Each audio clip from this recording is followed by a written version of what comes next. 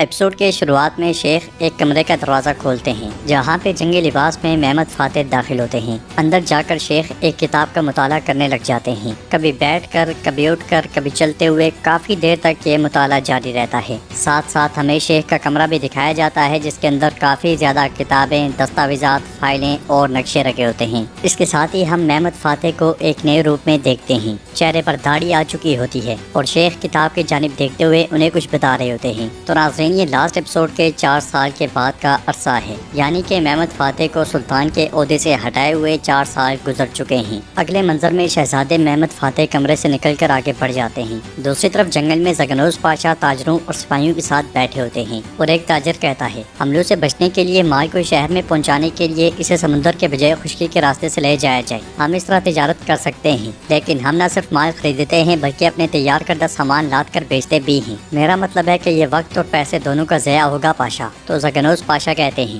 صورتحال شہزادے کو معلوم ہے، انشاءاللہ وہ جلد ہی کوئی حل نکال لیں گے۔ جبکہ ڈاکو چھپ کر انہیں دیکھ رہے ہوتے ہیں۔ آرام کرنے کے بعد وہ سب جیسے ہی اٹھ کر آگے بڑھنے لگتے ہیں تو ڈاکو ان کے سر پر پہنچ جاتے ہیں اور ڈاکو کا سربراہ کہتا ہے، ان کی جانیں اور مال دونوں لے لو، کچھ بھی پیچھے نہ چھوڑنا۔ یہ سنتے ساتھ ہی زگنوز پاشا اور سپاہی تلواریں بے نیام کر لیتے ہیں، مگر ایک ڈاکو کا چھوڑا ہوا تیر زگنوز پاشا کے کندھے میں آ لگتا ہے۔ دیکھتے ہی دیکھتے وہاں پہ لڑائی شروع ہو جاتی ہے۔ لڑائی میں ڈاکو حاوی دکھائی دیتے ہیں اور زگنوز پاشا کے سپاہی مسلسل شہید ہو رہے ہوتے ہیں۔ تاجر بھی مزاحمت کرنے کی بھرپور کوشش کرتے ہیں اور ایک تاجر کہتا ہے، زگنوز پاشا زخمی ہو گئے ہیں، مدد۔ اس کے ساتھ ہی سب زگنوز پاشا کے پاس آ جاتے ہیں اور تاجر مزید کہتا ہے، پاشا کو اٹھاؤ، ہم پیچھے ہٹ رہے ہیں، جلدی کرو۔ اس کے ساتھ ہی وہ سامان کی پرواہ نہ کرتے ہوئے زگنوز پاشا کو لے کر پیچھے ہٹ جاتے ہیں۔ ادھر منیسا مین میں شہزادے محمد کا بیٹا لکڑی کی تلوار اٹھائے بھاگ رہا ہوتا ہے اور اس کی ماں لینا اس کے پیچھے پیچھے ہوتی ہے۔ وہ کہتی ہیں، بایزید بیٹا رک جاؤ۔ تو ننا بایزید کہتا ہے، مت بھاگیں مت بھاگیں، آپ مجھے پکڑ نہیں سکتی۔ اس لیے میں شہزادے محمد وہاں پہ آتے ہیں اور یہ سارا منظر دیکھنے لگ جاتے ہیں۔ بایزید ایک درخت پر تلوار مارتے ہوئے کہتا ہے، تم میری تلوار کے مستحق ہو، یہ لو یہ لو۔ پھر اپنے بابا کو دیکھتے ساتھ ہی بھاگتے بھاگتے ان سے لپٹ جاتا ہے۔ محمد فاتح اس سے پیار کرتے ہیں اور بایزید کہتا ہے، آپ نے دیکھا میں نے دشمنوں کو کیسے مارا؟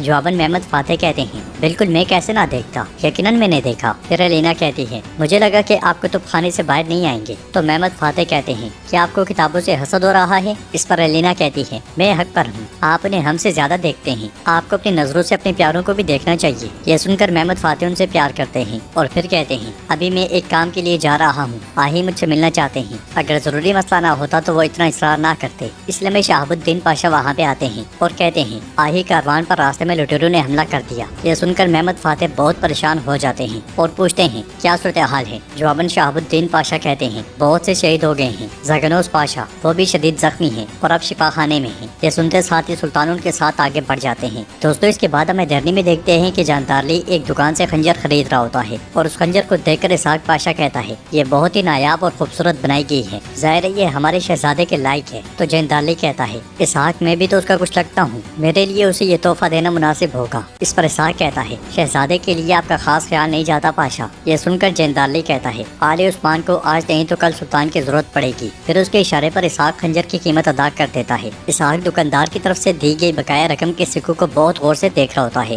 تو جاندارلی پوچھتا ہے، کیا تم نے سکے پر اپنی قسمت دیکھ لی ہے؟ اسحاق اتنے حیران کیوں ہو؟ تو اسحاق کہتا ہے، پاشا اس سے بھی برا ہے۔ یہ سن کر جاندارلی سکہ دیکھتا ہے تو اس پر لکھا ہوتا ہے، سلطان محمد خان۔ جاندارلی غصے میں دکاندار سے پوچھتا ہے، یہ تمہیں کس نے دیا؟ جواباً دکاندار کہتا ہے، میرا کوئی قصور نہیں ہے جناب، محنت سے تجارت کے دوران مجھے یہ ملا، بس یہی ہے۔ یہ کہتے ساتھ ہی وہ بہت سے سکے انہیں دکھاتا ہے۔ سکے دیکھ کر جاندارلی اور اسحاق کو بہت غصہ آتا ہے۔ دوستو، اس کی وجہ یہ ہے کہ وہ سلطان مراد کے بیٹے محمد فاتح کو نہیں بلکہ احمد کو سلطان بنتا ہوا دیکھنا چاہتے ہیں۔ دوسری طرف منیسا میں محمد فاتح زخمی زگنوز کے پاس جاتے ہیں۔ زگنوز پاشا بے ہوش ہوتے ہیں۔ محمد فاتح طبیب سے پوچھتے ہیں، کیا صورتحال ہے؟ تو طبیب کہتا ہے، شہزادے ہم نے زخم کا علاج کیا ہے، یہ اب پہلے سے بہتر ہیں، لیکن ان کا زخم گہرا ہے۔ یہ سنتے ساتھ ہی محمد فاتح زگنوز کے پاس بیٹھ جاتے ہیں اور کہتے ہیں، میں قسم کھاتا ہوں کہ میں ان لوگوں کو مار ڈالوں گا جنہوں نے آپ کے ساتھ یہ کیا ہے۔ ادھر جاندارلی سکے کو دیکھتے ہوئے کہتا ہے، سلطان محمد، ایسا لگتا ہے کہ وہ 4 سال منیسا میں آرام سے نہیں بیٹھا۔ تو اسحاق کہتا ہے، آپ نے ایسا کہا تھا لیکن میں نے یقین نہیں کیا، لیکن اس بات کو نظر انداز نہیں کیا جا سکتا، یہ سراسر بغاوت ہے، کھلم کھلا بغاوت ہے۔ عجیب، کیا ہم سلطان کو خبر دیں؟ جواباً جاندارلی کہتا ہے، ہم پہلے سوچیں گے اسحاق، ہم جلد بازی میں کوئی فیصلہ نہیں کریں گے، وہ دوسروں کے بجائے خود کو اتنا تباہ کر لے گا کہ لوگ اس پر ہنسیں گے۔ پہلے مراد خان کو سنت کے جشن سے فارغ ہو لینے دو، پھر ہم دیکھیں گے کہ سلطان کون ہے اور سکے بانٹنا کیا ہوتا ہے۔ اور دوسری طرف محمد فاتح ایک دیوان میں بیٹھے ہوتے ہیں۔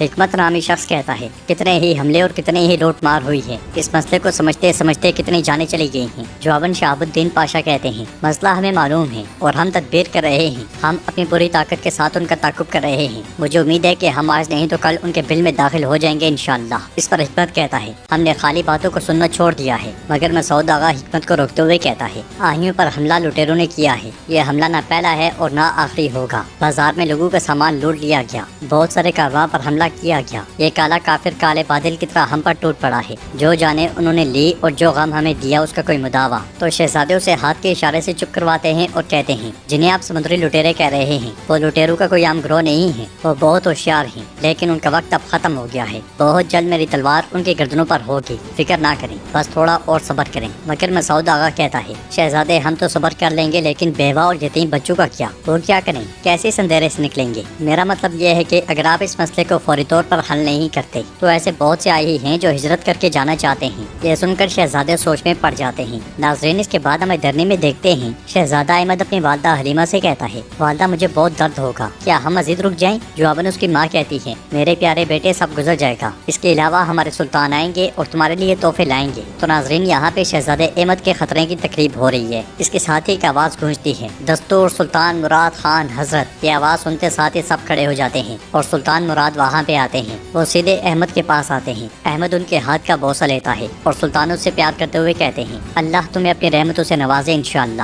بیٹے تمہارے پاس ریاست ہو۔ پھر اسے تلوار دیتے ہوئے کہتے ہیں اپنے آباء و اجداد مراد خان کی تلوار ہے جو شہادت کے وقت ان کے ہاتھ میں تھی، اس کا خاص خیال رکھنا، یہ خدا کی یادگار ہے۔ یہ کہتے ساتھ ہی وہ تلوار اس کے پاس رکھ دیتے ہیں اور اس سے پیار کرتے ہیں۔ اور حلیمہ کہتی ہے ایک دن جب تم سلطان بنو گے تو تم اسے استعمال کرو گے میرے بیٹے۔ اس کے ساتھ ہی سلطان اٹھتے ہیں تو حلیمہ سب سے آگے ہو کر سلطان کے ہاتھ کا بوسہ لینے لگتی ہے، مگر سلطان اسے روکتے ہوئے کہتے ہیں نہیں، یہ روایت کے مطابق ہوگا، سب سے پہلے ہما سے شروع کریں گے۔ یہ سن کر حلیمہ پیچھے ہو کر کھڑی ہو جاتی ہے اور ہما خاتون آگے بڑھ کر سلطان کے ہاتھ کا بوسہ لیتی ہیں۔ دوستو اس کے بعد ہم ایک اور چیز دیکھتے ہیں، وہ یہ ہے کہ ہما خاتون کے بعد مارا آگے بڑھتی ہے اور سلطان کے ہاتھ کا بوسہ لیتی ہے، پھر باری آتی ہے حلیمہ کی۔ اس کے بعد سلطان آگے بڑھ کر بیٹھ جاتے ہیں اور ہما خاتون حلیمہ کو مبارکباد دیتے ہوئے کہتی ہیں حلیمہ مبارک ہو، اللہ تمہارے بیٹے کو لمبی زندگی عطا کرے، آمین۔ جواباً حلیمہ کہتی ہیں شکریہ ہما، اللہ آپ کے بیٹے کی بھی عمر دراز کرے۔ بیٹے کے بارے میں سنتے ساتھ ہی ہما خاتون آگے بڑھ جاتی ہیں